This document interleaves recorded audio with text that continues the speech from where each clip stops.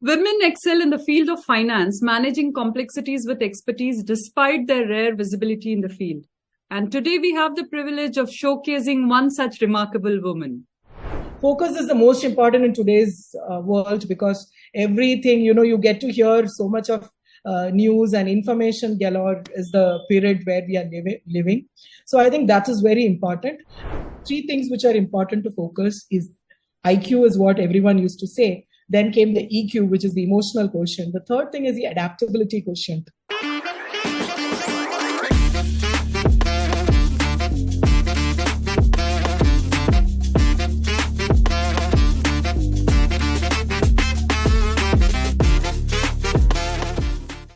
Welcome to yet another empowering episode of Beyond Her Story, only on Wonder Woman Wednesday, where we shine a light on the extraordinary women redefining success in their fields. Today we have with us a luminary in the world of wealth management, Sreepriya NS. So from her early days at ICICI Bank to her pivotal role as the Director and COO at Entrust Family Office, Sreepriya has been a beacon of innovation, empathy, and leadership. Her journey is all about strategic foresight and relentless pursuit of excellence.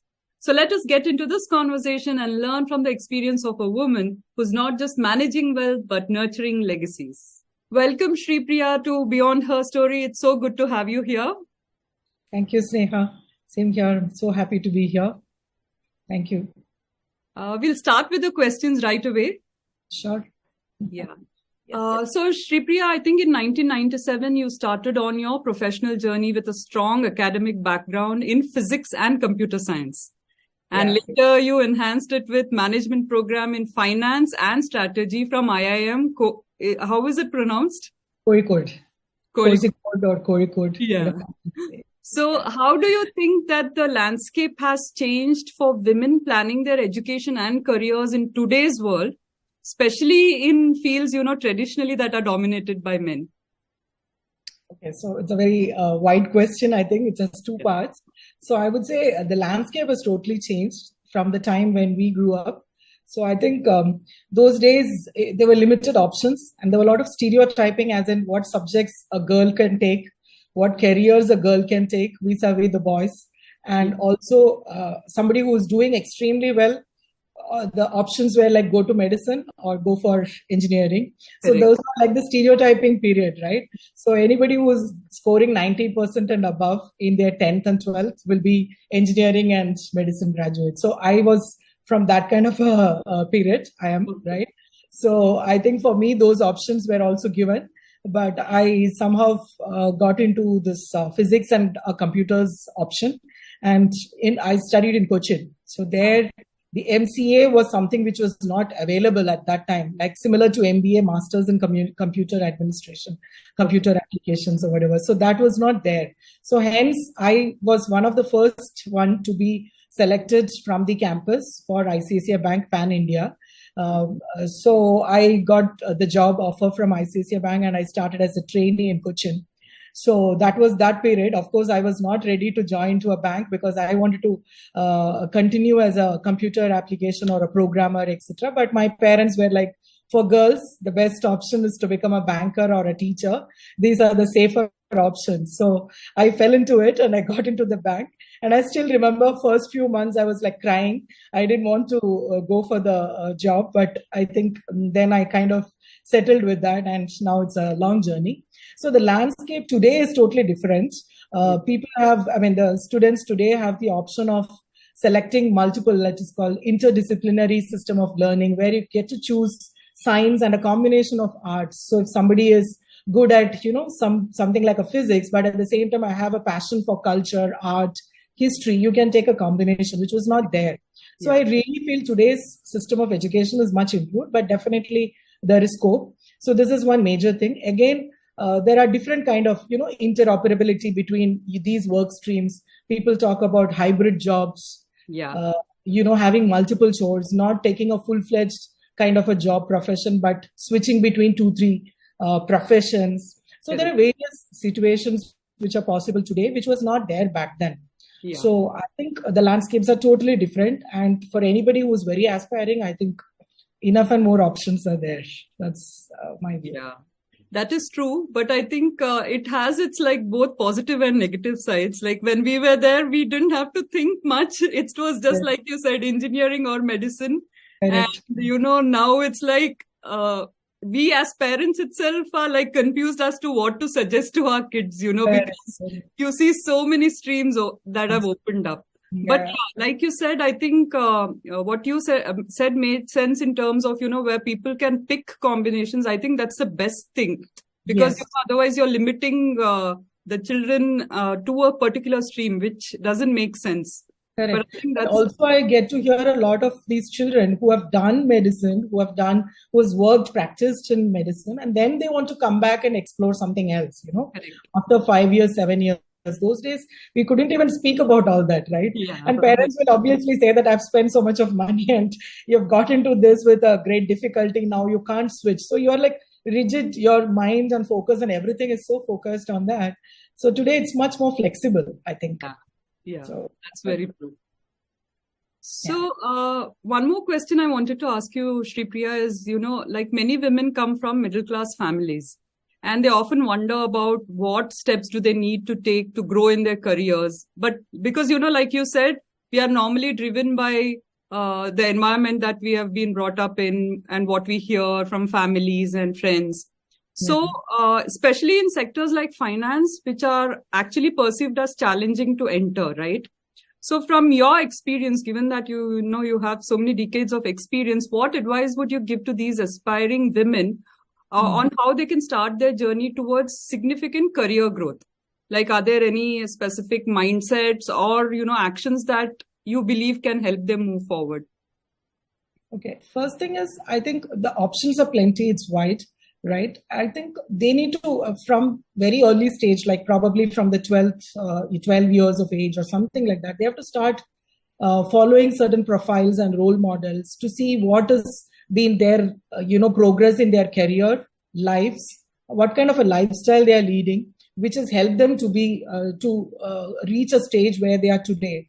And from there they can take lessons, right? That is one way. So reading, following these kind of profiles, all of this helps. And then you kind of make your own mind frame saying that, okay, if I take this profession, these are going to be the positives and the negatives, the advantage of a particular profession. And every profession comes with certain set of its own, disadvantage or setbacks also, right? So all of that, you can take your time and understand all of this. And then you can choose the career path. And I think at any point of time, the young aspiring students, I would only say that students or the freshers from the college, I would say keep your minds and open, and the options should be open and flexible.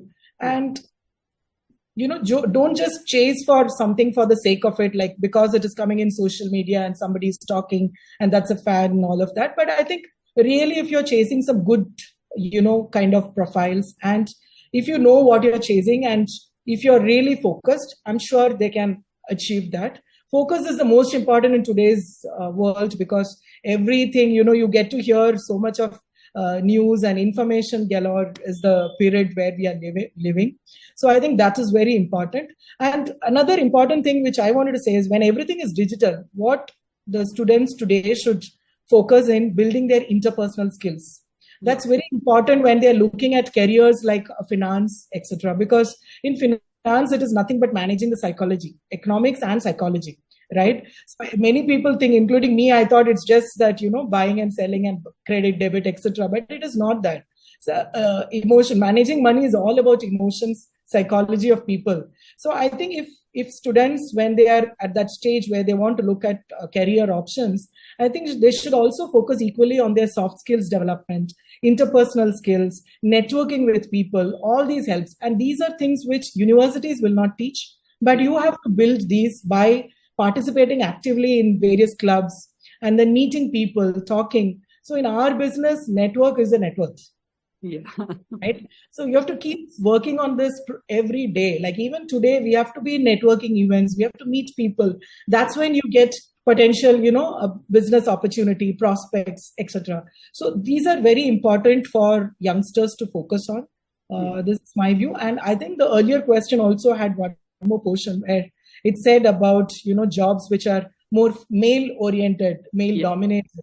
I think here I wanted to just mention this point that I think technology itself has played a very good role, and it is a level player. Today, there is hardly anything which a woman cannot take up, because mostly it is all technology driven, and it is, digital, etc. So I think even women can equally focus and target certain jobs which were not available earlier. I would say that three things which are important to focus is IQ is what everyone used to say. Then came the EQ, which is the emotional quotient. The third thing is the adaptability quotient, or AQ. So I think adaptability is very important. And girls and women, I think I read that, it's very easy for girl to be adaptive, because as a girl grows up, being a woman, we go through so many processes in our own body. So adaptability is something which comes very easily for girls and women. So I think, hence it plays a very important role for all of us, and it is going to be much better for girls in terms of opportunities which are available. Just be open and adaptable for the various situations. Enjoying this conversation with Sreepriya? Hit that like button and subscribe to our channel before we dive right back in. So now, in your experience, is there any critical lesson that you have learned in your journey and which you wish that, every aspiring women in finance knew from the start? Sure. I think the power of compounding was not enough spoken those days. Of course, the grandmas used to say that start saving and all of that. But savings is different than investing, which we understood much later, because I think average Indian was not in that class where they started investing. They were more saving at those days, right? 20 years, 25 years before. So today, I think what I realize is that everyone should start thinking, or even I should have learned this earlier, the power of compounding. Of course, compound interest and calculation was taught in the high school standards, but nobody took it seriously. But the value what it can bring to your kitty is enormous. We just underestimated those days. I think today it is like beyond numbers it can go, right? Meaning it's too much right, in terms of value. So power of compounding is something which I should have learned and understood. Then I think early stage investing and having a goal plan and create an investments for that goal. So goal-based investment model is something which is very important for everyone to focus. So that will be most important, I would say. These are some of the things which I feel that students should start learning, and youngsters who are getting into jobs should focus on.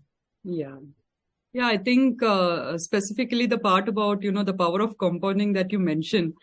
Same, even I think about if we had done it, 30 years ago, this one would have been totally different, the level where you are currently. Yes, correct. And also when I say power of compounding, I'm just not saying it is only about the money, even the work, the deed. Yes, of course. The early stage, whatever you've worked or whatever work you're doing today also, there's a multiplying effect, right? So you do good things, I'm sure good things only will happen. So I believe in that. Do good and feel good. So it's very important that you keep doing some good things again and again. I'm sure it will multiply and compound over a period of time. Yeah, so, I think that's what the book, The Compound Effect, also talks about to a, greater level. Yes. So those are important aspects. Yeah. So in your career, how important has mentorship been? And like how has it helped your career development? And what advice do you have for women who actually seek mentors in any industry? Okay. So mentors play a huge role. At least it has played a very, very high role in my career progression. I believe mentors are like gods, because they kind of not just tell you, they involve you in the work. They give you practical guidance. And I think it's a very enriching journey, mentor-mentee relationship, because both, in fact, recently, last 2 years, I have been a mentor for many of these young college students, etc. I go to MBA colleges and I have taken up mentor-mentee assignments. So I found even this part of being a mentor is also very enriching. So I think in this relationship, both mentor as well as the mentee gain humongously. Again, the learning is from both sides. So it's a very good relationship to build for young aspiring women. And I think it can help in many ways, which you can't even imagine today, because last 2 years, I told you I had taken some assignments.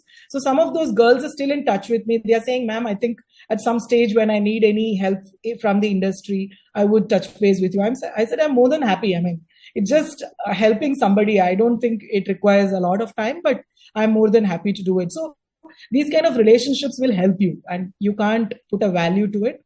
So it's very important for the at least the undergraduation and the graduates above.